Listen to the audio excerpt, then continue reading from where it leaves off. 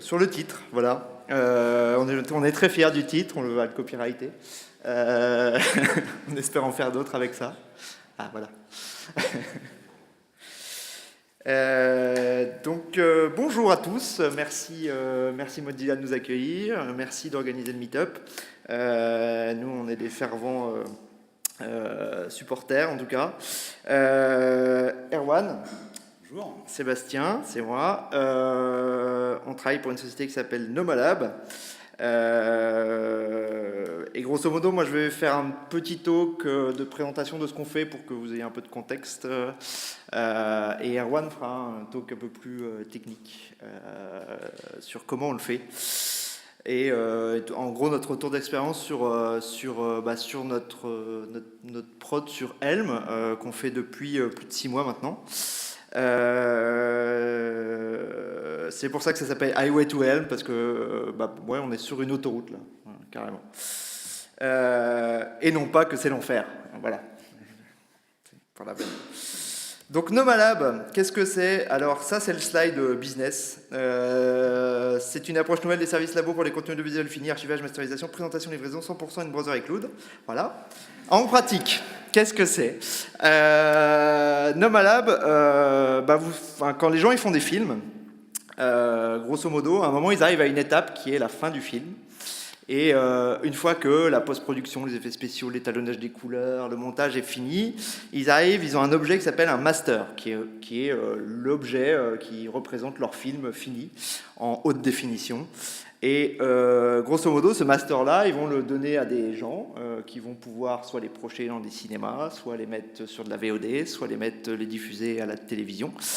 Et c'est là où Nomalab intervient. Nous, on intervient à partir du moment où il y a un master, et on va s'occuper de les prendre, de les archiver, de les transformer un peu pour qu'ils soient compatibles avec ce qu'attend le diffuseur, et de lui livrer. Alors, dans ce monde-là, vous avez des gens qui sont plutôt professionnels, comme eux, qui ont des grosses consoles, qui font ça, qui regardent avec un bon système son, voilà, donc ça c'est des studios de VFX, des studios de post-prod. Vous avez des gens aussi qui sont un peu moins professionnels. Mais ils font du bon boulot, hein. La qualité est là, c'est moins professionnel, il y a quand même un moniteur Sony pour les couleurs, parce que c'est super important, surtout apparemment quand on fait de l'anime. Voilà, donc il est moins pro, il est chez lui, mais vous avez des gens qui font de la prod comme ça, et ce que vous voyez à la télé, ça peut arriver comme ça, même au cinéma, vous avez aujourd'hui des gens qui filment avec des téléphones, et puis à la fin, ça peut arriver au cinéma. Bref. Puis vous avez des gens qui sont carrément exotiques. Alors, le premier, là, c'est Nollywood. Je ne sais pas si ça parle à certaines personnes. C'est un peu le Bollywood du Nigeria. Il y a une énorme production en fait, télévisuelle au Nigeria. Et ça a été baptisé Nollywood. C'est énorme. On a vu Trace TV qui diffuse beaucoup en Afrique, aussi en Inde, en Amérique du Sud. Et la production est énorme. Le problème en Afrique pour la diffusion, c'est la bande passante. Il y en a beaucoup moins qu'ailleurs. Du coup, ils ont une attente de qualité, je dirais, moins grande que ce qu'on a, par exemple, nous, sur nos box. Alors, pas partout, hein, il y a des endroits où vous avez des bandes passantes, mais en général, il y a quand même... Les gens regardent beaucoup sur leur téléphone portable avec des bandes passantes réduites. Et ce qui arrive est assez hallucinant quand on parle avec Trace des fois. Par exemple, ils ont des VHS qui arrivent parce qu'il y a eu un enregistrement d'un mariage où une célébrité, un mec vachement connu dans le coin a chanté, et c'est le seul enregistrement qui existe. Donc c'est un témoignage vivant du patrimoine, mais du coup il faut le diffuser quand même, il faut faire des trucs. Et donc tout ça en fait pour dire que Nomalab, notre idée nous c'est de construire en fait ce qu'on appelle donc les services labos, ce que je dis, ce qu'on fait avant, ces services labos là pour prendre toutes ces entrées là et en faire grosso modo des trucs diffusables.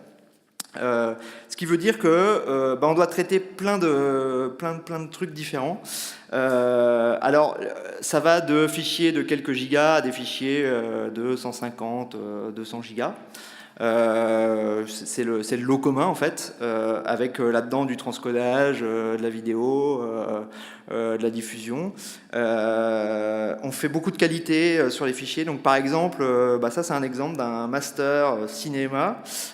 Sur une frame, en fait, vous avez ces problèmes-là en bas, vous voyez, qui sont issus finalement d'un problème du soft d'étalonnage qui a fait ce qu'on appelle une pétouille dans le milieu.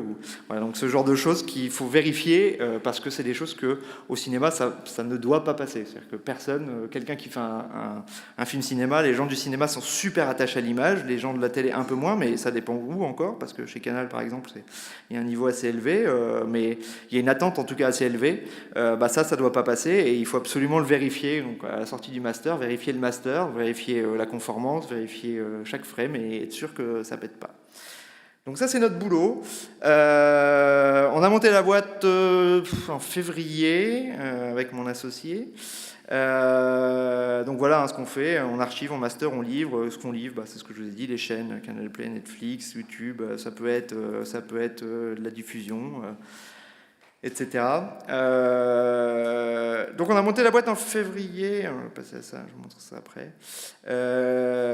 L'équipe, c'est donc le fondateur Jean, moi qui m'occupe de la technique. Ensuite est arrivé assez rapidement dès le début pratiquement Maxime qui à la base est designer web, Paul qui est grosso modo full stack, Erwan qui est juste à côté, qui fait tout aussi, qui aime bien tout. Marc-Antoine qui est juste là aussi, qui fait tout aussi, mais qui a en plus un biais quand même broadcast. Erwan aussi, tout, mais bon bref. Ouais, voilà, c'est ça. Bref, on a commencé la boîte en février et du coup tout de suite s'est posé la question de, on savait ce qu'il fallait faire à peu près, en tout cas dans le business, mais la question c'est comment le faire, et en tout cas pour quelqu'un qui s'occupe de la technique comme moi, quel stack choisir pour le faire. Comment on a choisi, comment on est arrivé à Helm, alors juste un petit peu d'histoire. En fait, les trois personnes que vous voyez là, donc Maxime, Paul et moi, on bossait avant chez Zenexity, qui est devenu Zengularity aujourd'hui. Et on a bossé, moi j'ai bossé quasiment au tout début, et on a fait en fait un framework qui s'appelle Play, qui à la base était en Java, qui ensuite a eu une version 2 en Scala. Tout ça pour dire qu'en fait on a fait tourner nos prods sur un framework que personne n'utilisait, que nous faisions. Et on faisait tourner de la grosse prod dessus. Finalement, c'est devenu un truc assez connu. Ça marche pour LinkedIn, ça marche pour Apple, ça marche pour plein de gens. On s'est dit, choisissons une stack, quoi. Qu'est-ce qu'il y a qu'est-ce qui est bien? Maxime, il est un peu, à la base, il est designer. Il dit, Helm, c'est cool. On n'a qu'à faire ça. Et puis, on a dit oui, et puis on l'a fait. Et puis on est parti dessus, et on a choisi Helm. Alors on a choisi Helm, et c'est ce qu'on disait l'autre fois, c'est qu'on a choisi Helm pour tout. C'est-à-dire qu'on a choisi Helm pour le front, mais on a aussi choisi Helm pour le back. Alors, voilà, ça se fait pas, mais c'est pas grave, tant que ça n'a pas été fait... et donc si on l'a fait, donc ça devient possible. Voilà, c'est ça, je me rappelle plus de la quote, mais bon, bref. Grosso modo, notre trade tous les jours, c'est choisir entre la pureté. Voilà, c'est plutôt représenté par le bleu. Le moins pur, ou en tout cas les raccourcis ou les hacks qu'on doit faire qui consiste grosso modo pour les gens qui sont puristes à tuer des chatons. Je voulais mettre quelque chose avec Donald Trump, puis je me suis dit que c'était pas forcément, pas forcément le coup d'en parler ce soir encore plus, mais voilà. Mais grosso modo, puisqu'on en fait déjà dans le bac, Helm c'est pas à la base fait pour le bac, même s'il y a eu des tentatives chez NoReading, et je crois d'ailleurs qu'ils en font quand même un petit peu. Pour avoir fait un framework en Scala, qui est un framework fonctionnel qui marche bien, enfin, qui nous plaisait au début, et ben, ça nous fait très plaisir de faire du fonctionnel parce que le web, requête-réponse, ça s'adapte très très bien à ça, en tout cas dans le modèle. Maintenant, il y a les I/O, c'est pas pur, etc., c'est certes. Mais il y en a toujours, même dans le front. On est super content en fait de ce qu'on fait aujourd'hui. Et là, je vais passer la main à Erwan pour qu'il vous en dise un petit peu plus, grosso modo, sur qu'est-ce qu'on fait techniquement maintenant avec tout ça. Après, c'est 6 mois de dev. Et je switch sur ton slide parce qu'on n'a pas fait le même slide. Hop, pardon, je fais juste full screen. Et c'est à toi. Merci. Donc bonjour. Voilà, donc comme vous voyez, l'autoroute pour ELM, pour l'instant, c'est quand même une petite autoroute. Et puis, elle est parfois un petit peu chaotique, parfois même un peu risquée, surtout quand on fait des trucs qui sortent un peu de l'ordinaire. C'est un peu ce qu'on fait aujourd'hui, et malgré tout, c'est aussi ce qu'on a envie de faire, parce que je pense que voilà, moi la manière dont, et d'ailleurs l'intervenant précédent l'a très bien dit, c'est pour nous la meilleure d'apprendre. Pour moi, la meilleure manière d'apprendre, c'est quand même d'abord d'essayer d'échouer et d'échouer le plus rapidement possible, par petites itérations. En fait, en soi, c'est pas le choix de LM là que je considère comme un échec, mais c'est la facilité que LM nous propose pour échouer le plus rapidement possible. Par rapport à traditionnellement ce qu'on peut voir dans les technologies web, comme du JavaScript, ELM, ça nous apporte énormément de choses. Ça nous apporte la détection c'est assez compilé. Donc ça nous apporte la détection d'erreurs de syntaxe dans notre code. Ça nous informe si jamais on a des dépendances qui ne marchent pas. Et surtout, comme c'est fortement typé, tout le reste, vous pouvez l'avoir avec JavaScript en fait. Comme c'est fortement typé, on peut détecter en fait des erreurs de typage. Le fait que ce qu'on veut, comme on l'a vu dans le talk précédent, le fait qu'on veut fournir une string, et si on nous fournit un int, on veut que ce soit détecté dès le départ, à la compilation. Et donc ça nous permet, ELM nous fait échouer plus rapidement, et nous permet donc de nous améliorer plus rapidement. Comme dans tous les... ce qui est en rouge, en fait, finalement, c'est un peu la grosse différence avec JavaScript, c'est-à-dire qu'avec un bon linter, JSInt, on peut trouver des erreurs on peut trouver les erreurs de syntaxe, avec quelque chose comme depcheck, je crois, un pack NPM qui s'appelle depcheck, on peut facilement détecter des imports qui seraient pas sollicités, enfin, encore que ça a ses limites, ou des imports qui sont sollicités mais qui n'existent pas. On peut aussi faire des tests automatisés, mais ce qui est assez marrant, c'est que nous, du coup, pour l'instant, sur notre base de code actuelle, des tests automatisés, en fait, on en a, au bout de 6 mois, pas du tout.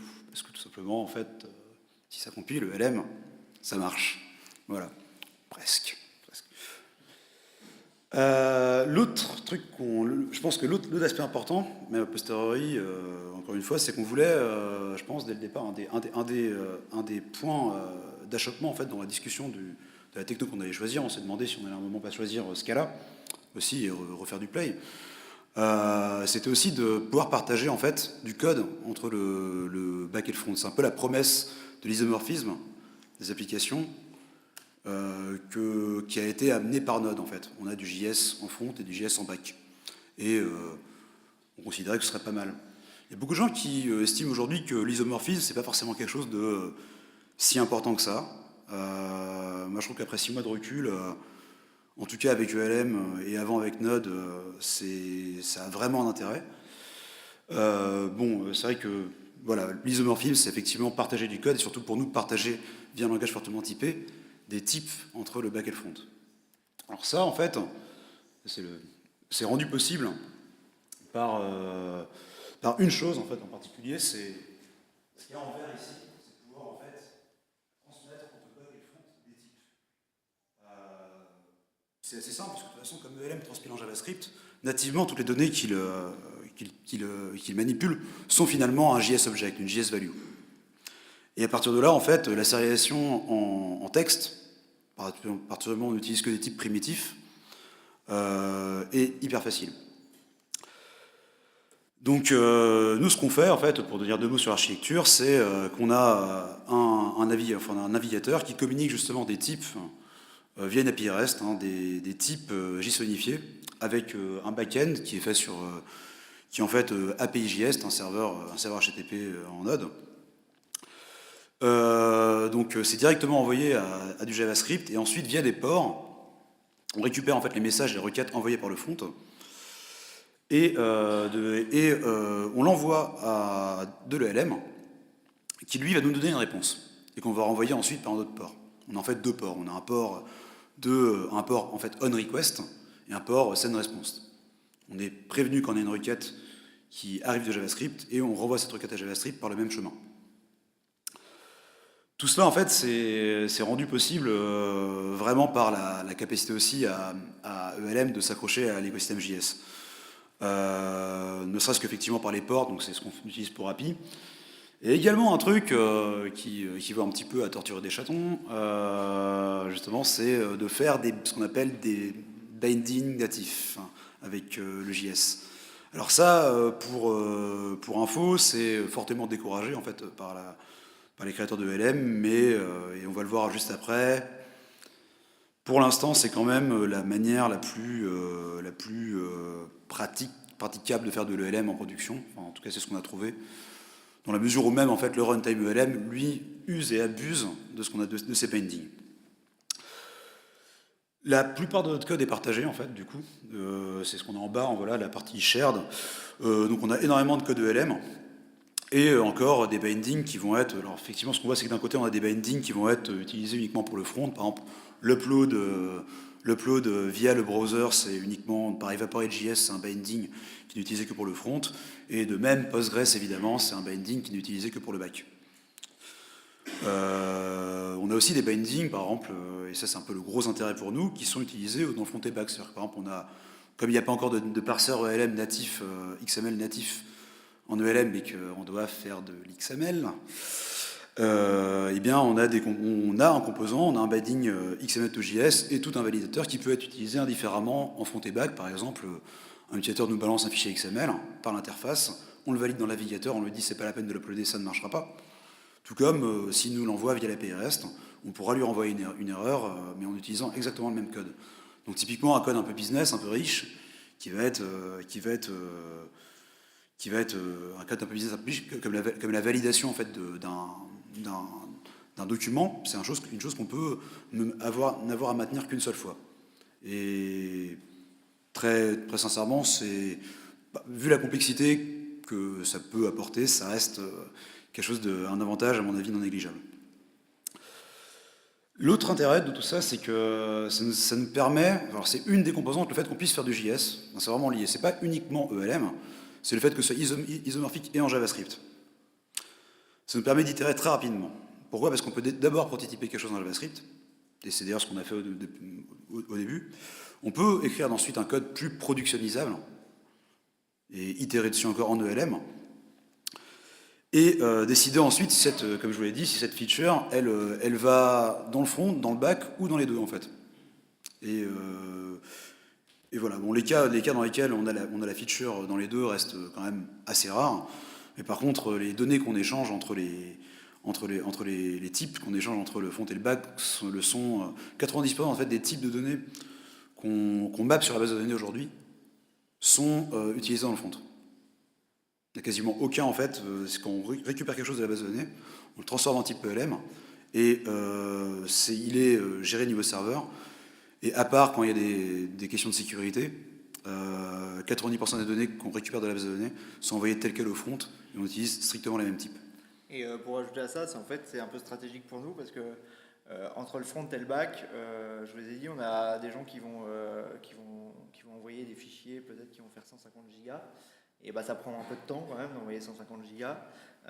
Et on voudrait en fait faire le maximum de vérif avant qu'ils les aient envoyés. Donc en fait, on veut faire le maximum de vérif dans le navigateur. Du coup, c'est amené à être quelque chose qu'on va faire de plus en plus, c'est-à-dire coder des choses, coder des vérifs sur le fichier complet et prendre ces vérifs-là et en faire une partie directement sur le navigateur pour éviter à l'utilisateur, c'est pas bon d'envoyer 150 gigas. D'autant plus qu'effectivement, je crois que c'est Thomas qui avait déjà fait une présentation sur Electron ELM. Nous, effectivement, à terme, ce qu'on ne pourrait pas faire comme traitement vidéo directement dans le navigateur, on aurait peut-être l'intention à un moment de le faire dans l'électron justement, et de faire du ELM en électron en utilisant plus de code natif pour faire la vérification de vidéo. Donc effectivement, dans toute cette architecture qu'on vous a présentée, alors vous avez déjà présenté vraiment la micro-partie de notre architecture totale, hein, puisque c'est vraiment que la partie HTTP, front-back, et ce qui permet de communiquer avec tout le reste, mais on a aussi du transcode, voilà, la vérification avec des choses qui ne sont pas en ELM, qui sont plutôt justement en natif, en third party, enfin, du code third party, ou maintenant un peu de Rust aussi, enfin bientôt un peu de Rust, un peu de Rust, ouais. Et on aimerait bien continuer d'ailleurs. Et donc là, j'ai décidé de focuser aujourd'hui justement sur l'interopérabilité avec JavaScript, puisque finalement, quand on fait de l'ELM pour de la prod aujourd'hui, on a quand même besoin de bâtir sur quelque chose. Et donc nous, on bâtit sur l'écosystème Node, quoi, qui est quand même relativement riche. Rappelez-vous de Pavlov, tout truc comme ça. Donc, il y a deux manières de faire de l'interopérabilité en ELM avec JavaScript. La première manière, c'est la bonne, c'est d'utiliser les ports, de garder le code justement ELM un maximum pur, c'est-à-dire qu'on n'a que des fonctions qui renvoient des valeurs qui sont pures et qui ne font aucun effet de bord. Et il y a la manière moins bien, on va dire, qui est d'utiliser les bindings dont je parlais tout à l'heure. Un petit mot sur les ports. Alors, j'ai essayé de faire ça de manière un peu de simplifier un maximum. Imaginons, justement, je vais faire du ELM en back. Je vais forcément vouloir à un moment faire une requête dans la base de données et récupérer un résultat. Donc là, en fait, je vais avoir, si je veux utiliser par exemple la ligne pg.js pour envoyer des requêtes à ma base de données, ça va être un mode JavaScript qui va effectuer ma requête. Donc, je vais peut-être avoir une manière de requêter ma requête en JS. Donc, ça va être un type JSON volume. Potentiellement, avant, j'aurai un type ELM un peu sympa qui s'appellera request, qui contiendra un SQL qui pourra plus être validé ou je ne sais pas quoi. Et je vais avoir donc un port d'envoi qui va envoyer des informations à JavaScript, envoyer cette valeur, cette requête.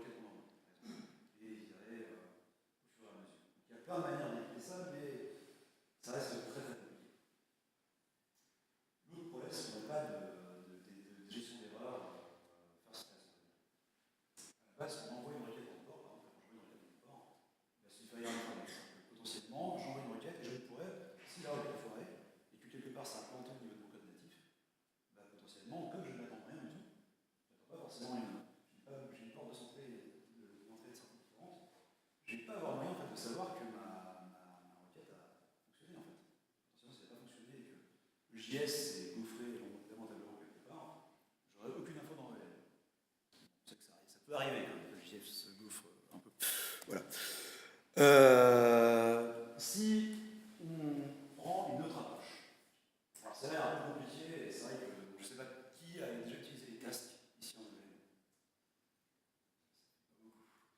Bon.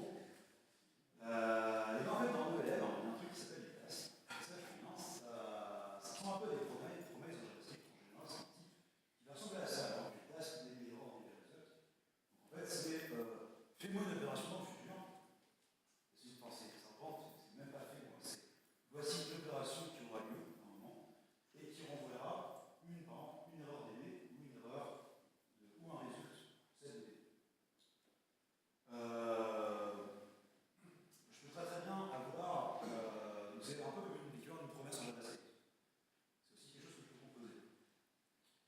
C'est-à-dire que par exemple ici, j'ai envie d'avoir un truc très typé de M qui m'envoie des erreurs typées, une erreur DB typée, une erreur, un résultat DB typé. Tandis que je vais avoir un pendant JavaScript via le import natif.db que ELM reconnaît comme l'import de code natif.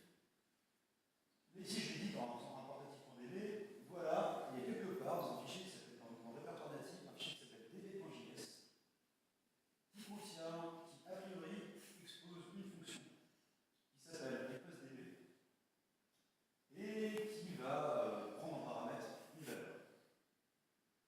Et qui me renvoie une tâche. La value, c'est la value en fait de JSON.value. C'est vraiment une JS value. C'est un record JavaScript que vous pouvez écrire directement dans JavaScript. Du coup, moi, je vais pouvoir composer en fait avec. Je vais avoir un truc plus sympa, c'est requestDB, qui en fait lui prend vraiment la requête typée, il renvoie un résultat ou une erreur typée, une tâche qui renvoie une erreur ou un résultat typé.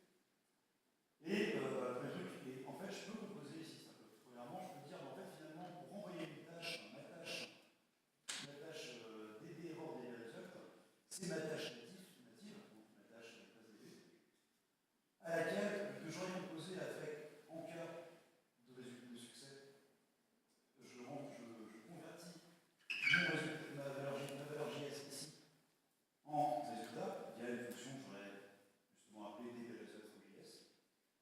On en paramètre mon résultat. Et si j'avais laissé une erreur, à ce moment-là, je map une erreur, je transforme une erreur JS, je la transforme en une erreur DB bien qualifiée, bien typée.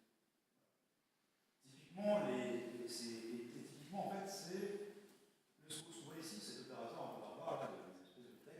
Le type, c'est un petit peu l'opérateur pipe dans Unix. Vous faites une tâche ici, puis vous en faites une autre avec le résultat, si elle a marché. Et si elle a marché, c'est vraiment un mode de fonctionnement type promesse. On peut composer et complexifier ça à l'infini.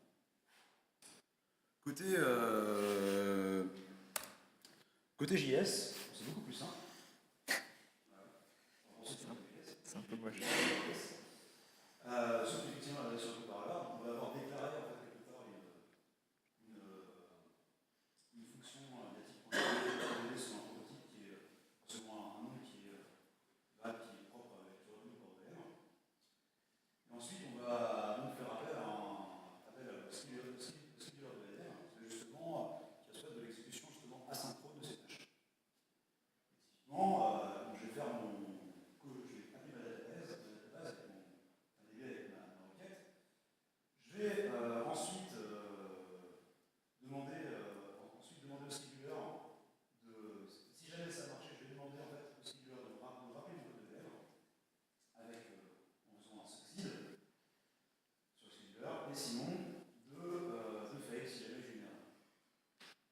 Le problème de ça, c'est que si jamais on n'a pas le cas, si on n'a pas succeed ou pas fail, là finalement on se retrouve exactement avec le même problème qu'avant. C'est-à-dire qu'on peut avoir quelque chose qui en fait nous fait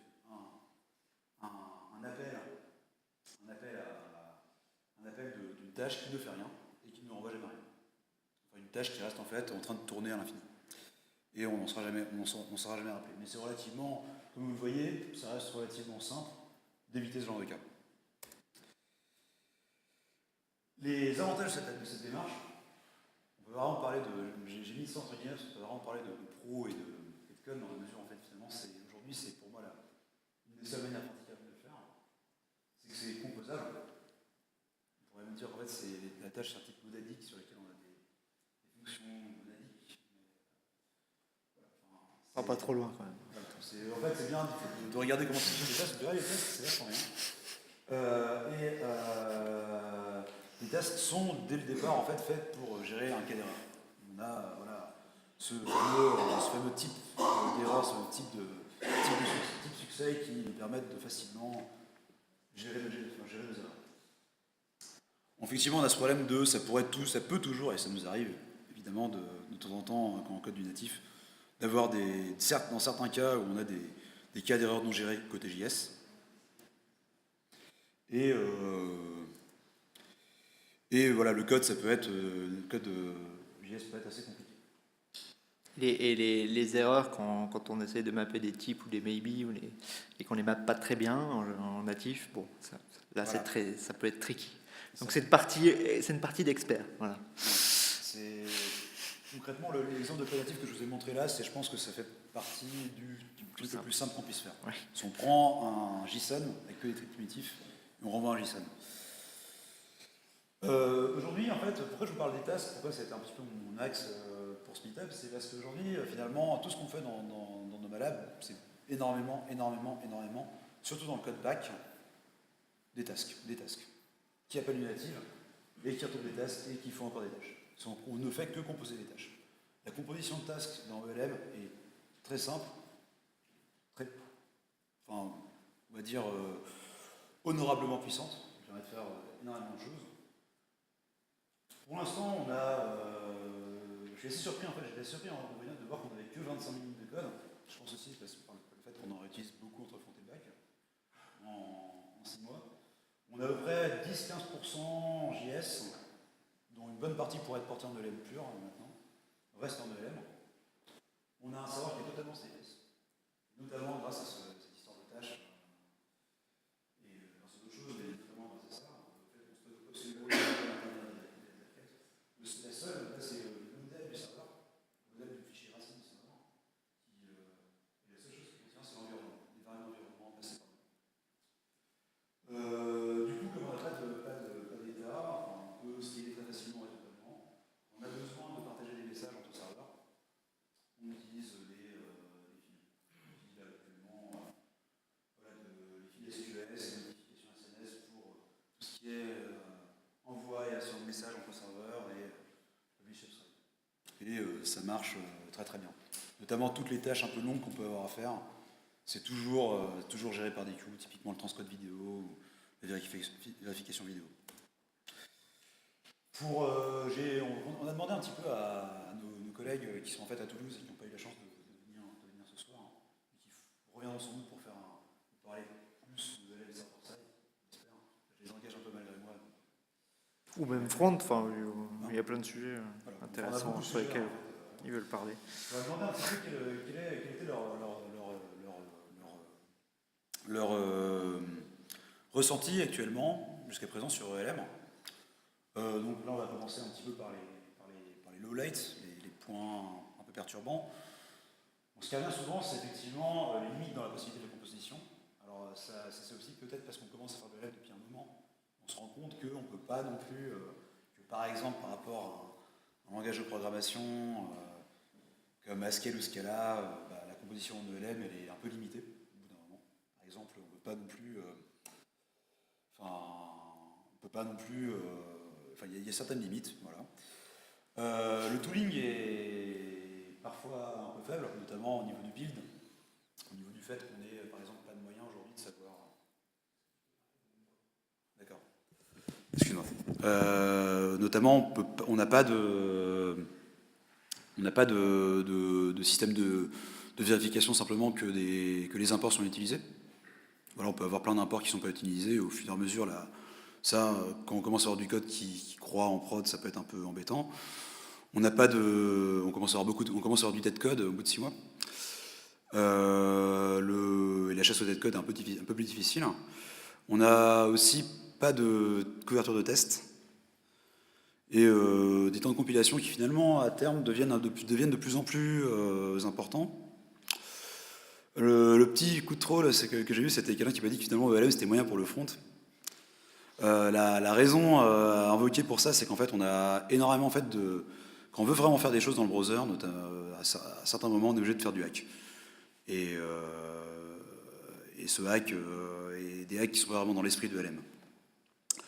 Il y a aussi un truc qui est revenu assez récemment sur le forum ELM, là, il n'y a pas longtemps, c'est les limitations de polymorphisme. C'est-à-dire que dans pas mal de langages de programmation typés, fonctionnels ou pas d'ailleurs, on peut avoir des dictionnaires, des hashes, des sets qui permettent de définir un dict où la clé c'est n'importe quel type. On définit donc l'égalité, de l'ordre au choix, et là en ELM c'est pas possible. Et récemment il y a eu quelques posts enflammés sur le fait que c'était inadmissible. Voilà. Il faut voir ça comme une limitation du langage, il faut le savoir. Non, moi je le vis assez bien. Il faut juste le savoir. Sinon, au niveau du server-side, ça peut être un peu acquis. Et pour l'instant, les plans pour faire du vrai server-side de LM sont pas encore très très clairs. Même s'il y a des choses en cours. Au niveau des highlights, bon bah c'est tout ce qu'on pourrait s'attendre d'un langage fonctionnel fortement typé en fait. On refactor, ça marche. Quand ça recompile, ça marche généralement. Bon, il faut des tests aussi, on va se mettre à faire des tests.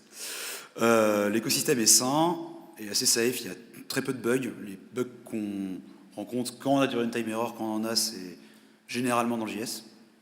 Enfin, c'est même toujours dans le JS de toute façon. On a peut-être dû avoir une erreur liée au compilateur ELM en 6 mois. Le langage est finalement assez léger pour un langage type ML. Par rapport à du Haskell ou de OCaml, ça reste quand même beaucoup plus abordable. En 2-3 mois, je pense que j'ai atteint un niveau de maîtrise assez important, on va dire. Enfin, c'est tout à fait convenable pour ce qu'on fait. Il y a très très peu de magie, ce qui indique aussi que le code est assez facile à lire. Quand on prend la peine de le lire, en tout cas, on comprend ce qu'il fait. Et finalement, on trouve que c'est super pour le back, surtout pour du back stateless, tel qu'on fait nous. Pour le reste, les mots sur lesquels on va terminer, c'est le problème qu'on peut trouver par rapport justement quand on fait du JS, c'est qu'au final, dans LM, ça fait beaucoup de boilerplate.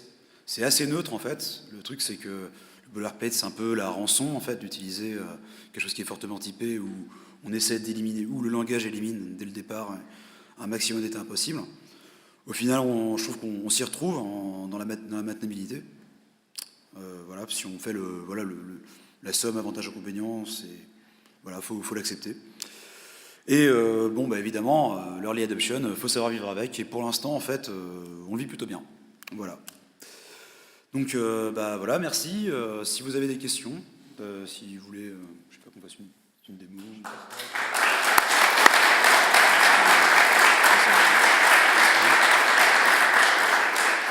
Si vous voulez voir l'appli, on peut faire une démo, si ça vous intéresse. Une question ?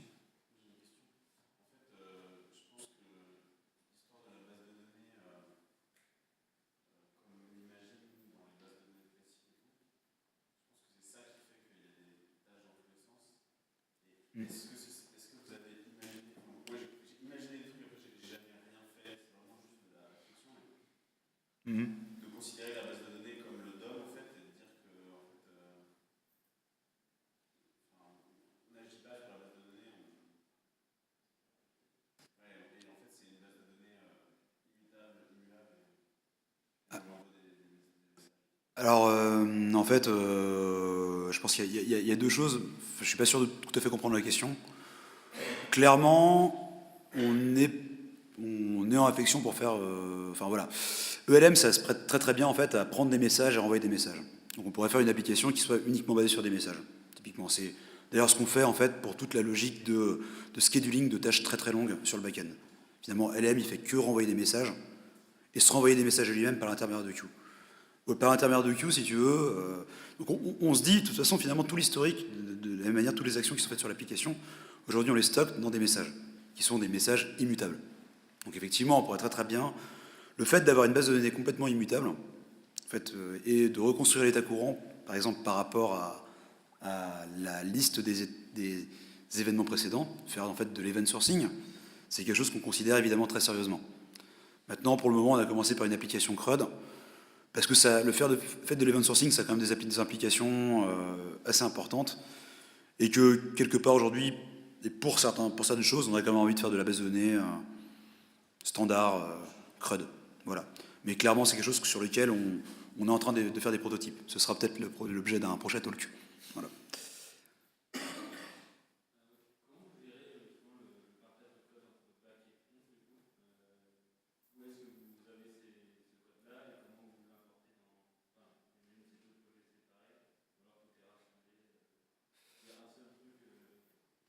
En fait, ouais, il y a un peu de code. En fait, on a 3 répertoires. On a un répertoire serveur, un répertoire client, un répertoire SRC. Tu as très peu de choses dans client et dans serveur, beaucoup de choses dans SRC.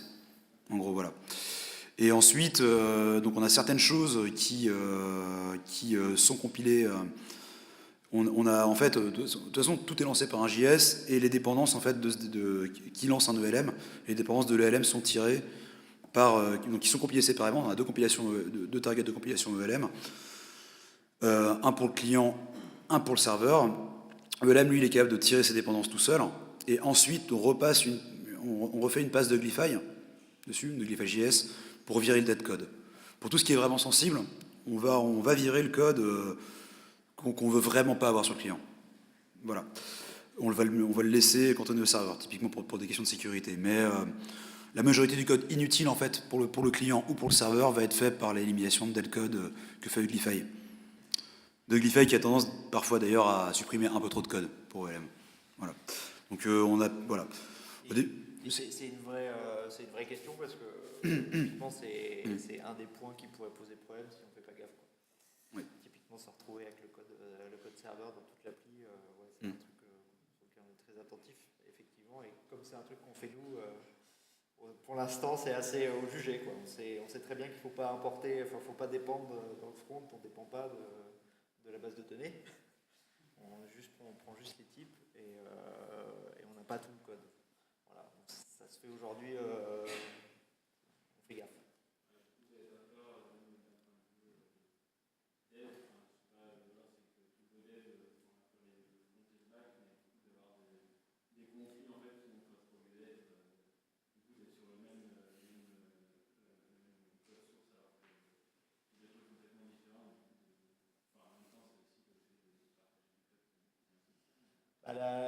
Le prototype de requête-réponse Helm a été fait par le designer. Le prototype requête-réponse back. Voilà. Donc ça peut répondre à la question de est-ce qu'on a des front et back. Ouais, tout le monde fait tout. Et je pense que c'est un petit conseil pour tout le monde. Faites tout. C'est intéressant. Et ça se rapproche de plus en plus d'ailleurs. Oui, du coup, on fait gaffe. Pour l'instant, on fait gaffe. On n'a pas encore de juniors dans l'équipe, pas encore de stagiaires, pas encore d'apprentis. Si jamais d'ailleurs il y a des gens qui sont intéressés, n'hésitez pas. Mais oui, c'est quelque chose qu'il va falloir apprendre aux gens qui n'ont pas cette sensibilité-là. Bref.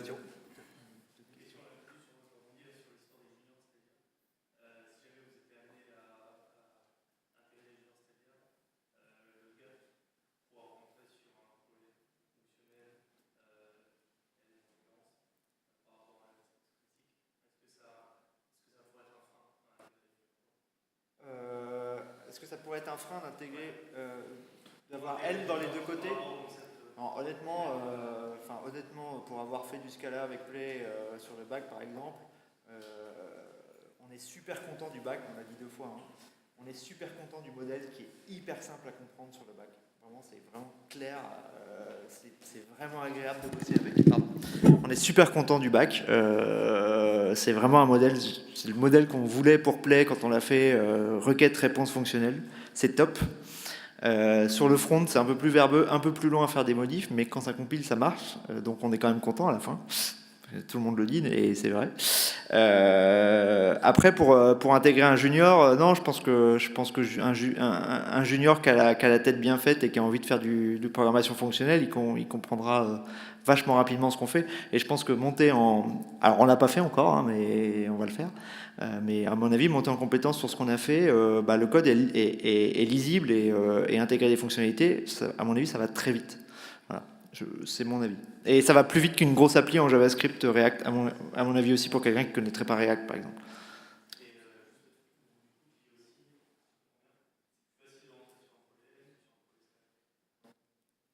Voilà, learning curve, ouais, je pense, dans ce cas-là, il y a beaucoup plus, c'est plus puissant, ce cas-là.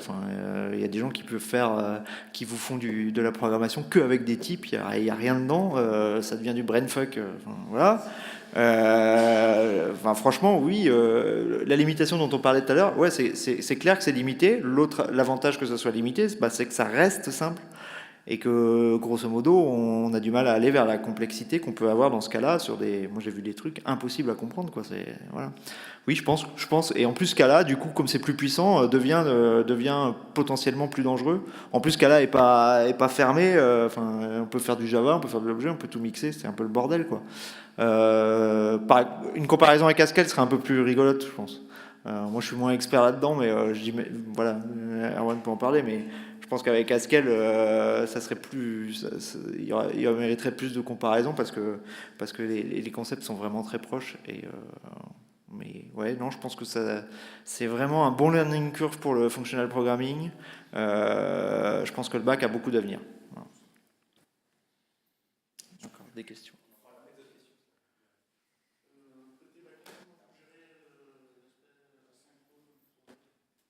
L'aspect asynchrone pour Node, en fait, on a pris API qui nous fait grosso modo une requête et qui lui le gère en asynchrone.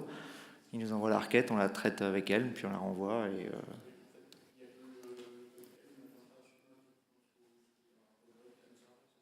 Non, il tourne sous Node.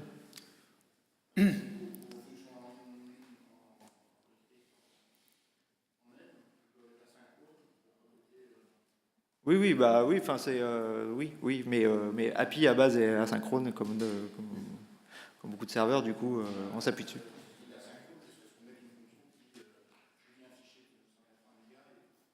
Oui, en fait, c'est les tâches. Généralement, nous, le fait qu'on puisse répondre à une requête sans bloquer, voilà, c'est qu'on fait des tâches. Et que les tâches, elles sont gérées par OLM de manière asynchrone. Voilà.